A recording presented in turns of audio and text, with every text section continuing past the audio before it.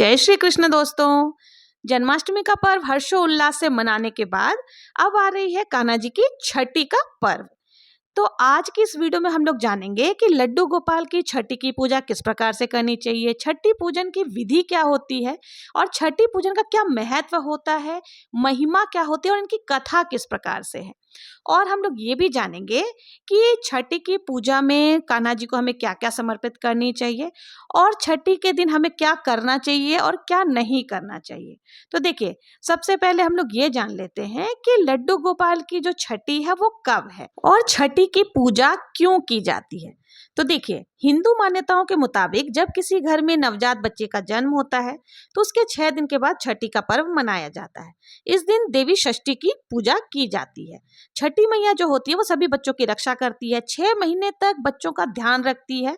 तो उनकी लंबी उम्र की कामना से अगर आप छठी का पर्व करते हैं तो आपके शिशु को छठी माता का आशीर्वाद प्राप्त होता है। देखिए, छठी माता का जो पूजा है, ऐसी मान्यता है, शास्त्रों में बताया गया है कि छठी पूजन की परंपरा जो वो त्रेता युग से ही चली आ रही है। त्रेता युग में जब भगवान राम का जन्म हुआ था तो उनके जन्म के छठे दिन भी एक समारोह मनाया गया था। वही परंपरा आज के कलयुग में भी मनाई जाती है। जिस किसी ने भी अगर जन्माष्टमी के दिन लड्डू गोपाल का जन्म करवाया, चाहे वो खीरे से जन्म करवाया हो, फूलों से जन्म कराया हो, अनाज से जन्म कराया हो, अगर जन्म कराने की प्रक्रिया करी है तो उनको जन्माष्टमी के 6 दिन के बाद छठी का पर्व भी जरूर से मनाना चाहिए। तभी उनका जो जन्माष्टमी का पर्व है वो पूर्ण माना जाता है। तो इसलिए हमें जन्माष्टमी के ठीक 6 दिन के बाद भगवान श्री कृष्ण की छठी का पर्व मनाना है। इस दिन मंदिरों में और घरों में भजन कीर्तन आदि का आयोजन किया जाता है, भोग प्रसाद बनाए जाते हैं और ऐसी मान्यता है कि जो साधक लड्डू गोपाल को प्रिय चीजों को इस दिन अर्पित करता है, समर्पित करता है, उससे शुभ फल की प्राप्ति होती है। तो इसलिए हमें अपने जैसे शिशु की हम लंबी आयु की कामना के लिए छठी का पूजन करते हैं, तो उसी प्रकार से हमें लड्डू गोपाल के लिए भी ज्यादा कुछ नहीं तो छठी मैया का पूजन करके उनके नाम पर कुछ ना कुछ दान जरूर से करनी चाहिए, ताकि लड्डू गोपाल भी सदैव आपके घर में यूं ही हंसते खेलते रहे।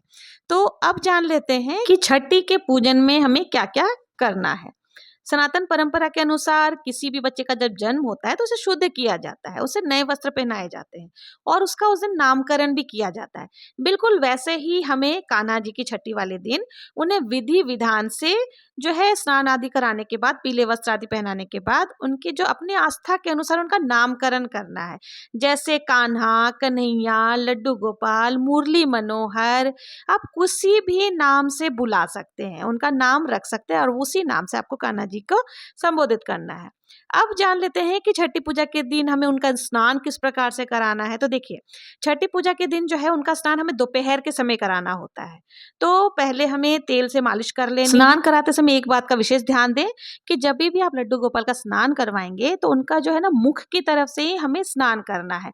ध्यान रहे कि पीठ के तरफ से हमें स्नान नहीं कराना है, चाहे जन्माष्टमी का हो त्योहार या फिर छठी का त्योहार हो। उस दिन हमें लड्डू गोपाल को पीठ की तरफ से स्नान नहीं कराना, पीठ के दर्शन नहीं करने चाहिए। ऐसी मान्यता है कि लड्डू गोपाल को स्नान कराते समय अगर पीठ के दर्शन होते हैं तो हमारे जितने भी जीवन में हमने पुण्य किए वो सारे पुण्य समाप्त हो जाते हैं। तो इसलिए भूलकर भी आपको लड्डू गोपाल के पीठ के दर्शन नहीं करनी है छठी वाले दिन। अब हमें लड्डू गोपाल जी को क्या करना है, पंचामृत स्नान करानी है। तो पंचामृत के लिए आप दूध, दही, घी, शक्कर, ये सारी चीजें और शहद मिला करके पंचामृत स्नान करवा दें। और इस दिन ऐसी परंपरा है कि एक भगोनी में ज्यादा दूध आप भर लें और उस दूध में आपको कान्हा जी को 3 बार डुबो करके फटाफट से निकाल लेनी है। कान्हा जी का मुख ज्यादा देर दूध के अंदर नहीं रहना चाहिए, उसको छठी का दूध कहते हैं। तो वो परंपरा भी आप कर सकते हैं। तो हमने यहाँ पर दूध दही से स्नान आदि करवाने के बाद उन्हें बहुत ही सुंदर से श्रृंगार करना है, जितना यथासंभव श्रृंगार हो सके। जैसे हम अपने शिशु को पूरा श्रृंगार करते हैं वैसे ही हमें श्रृंगार कर लेनी है।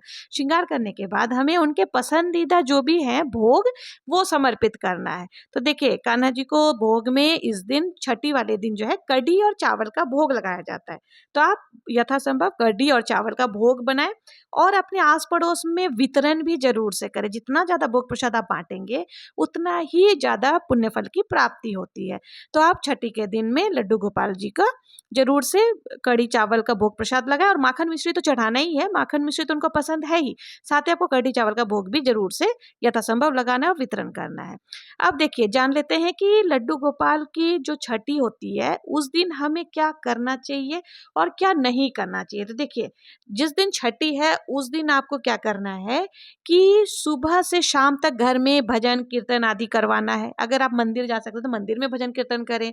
गौ सेवा आपको उस दिन जरूर से करनी है और इस दिन घर में बांसुरी लाना बेहद शुभ माना जाता है। तो इसलिए आप अगर जन्माष्टमी के दिन बांसुरी लेकर के आए तो उसी बांसुरी को दोबारा से आप इनके सामने रख दें, और अगर नहीं तो इस दिन नई बांसुरी जरूर से आप बांस की बांसुरी खरीद करके लाएं या चांदी की बांसुरी भी आप ला सकते हैं और इसको घर में जरूर से रखें, बहुत ही अच्छा माना जाता है। और इस दिन जो भी आपके घर पर आए उन्हें खाली हाथ कभी वापस ना भेजे, कुछ ना कुछ प्रसाद हो दक्षिणा हो दे करके ही विदा करें। बहुत ही प्रेम पूर्वक प्रसाद आदि चढ़ाने के बाद हमें आरती करनी है। तो आरती आप कोई सी भी कर सकते हैं, जैसे मैं आरती तेरी गाऊं वो केशव कुंज बिहारी, मैं नित नित शीश झुकाऊं वो मोहन कृष्ण मुरारी। या फिर आरती कुंज बिहारी की, श्री गिरधर कृष्ण मुरारी की, आरती कुंज बिहारी की, श्री गिरधर कृष्ण मुरारी की। इस प्रकार से आप आरती करने के बाद जितने भी लोगों को आपने बुलाया है उनको प्रसाद का वितरण जरूर से करेंगे। प्रसाद लेकर के ही सबको विदा करें। और अगर आपको कान्हा जी से रिलेटेड कोई भी क्वेश्चन हो तो आप मेरे से पूछ सकते हैं। और आपको मेरा ये वीडियो अगर ज़रा भी पसंद आ रहा हो तो आप कमेंट सेक्शन में ज़रूर से बताएं।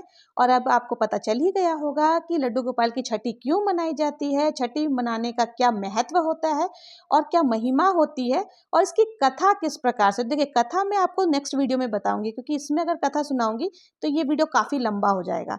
तो आपको अगर कथा सुननी है तो कमेंट में बताएं, मैं नेक्स्ट एपिसोड में ज़रूर से आपके लिए कथा लेकर के आ जाऊंगी। और अगर आपको मेरा वीडियो ज़रा भी हेल्पफुल लगा हो, पसंद आया हो, तो प्लीज़ मेरे चैनल को लाइक शेयर एंड सब्सक्राइब जरूर करें। और हम औरतें घर में किस प्रकार से तीज त्यौहार करती हैं वो जानना है तो वो भी आपको मेरे चैनल पर मिल जाएगा। तो मिलते हैं नेक्स्ट वीडियो में, तब तक के लिए जय श्री कृष्णा।